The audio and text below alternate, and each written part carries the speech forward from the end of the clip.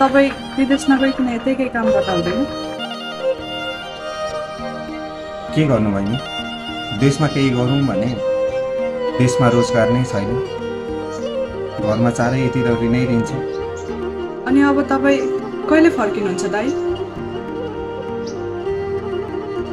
यदि भाग्यले साथ दियो र बाकसमा आइन पुग्दै ऋण सबै तिरिसकेछु भने छिटै फर्किन्छु बहिनी।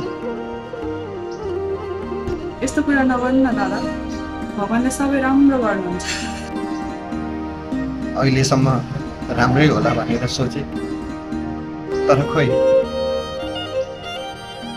तर दादा, दसैँ तिहार तपाईँ बिना खल्लो हुने भयो।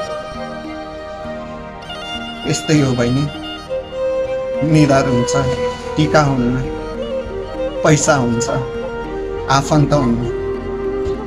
यस्तै हो परदेशीको जिन्दगी।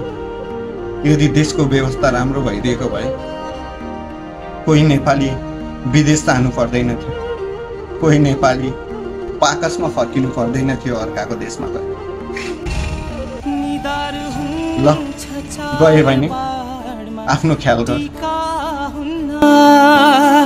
थाकेसी निदाउने त्यो काखै हुन्न, पन्छी फर्केर स्वदेश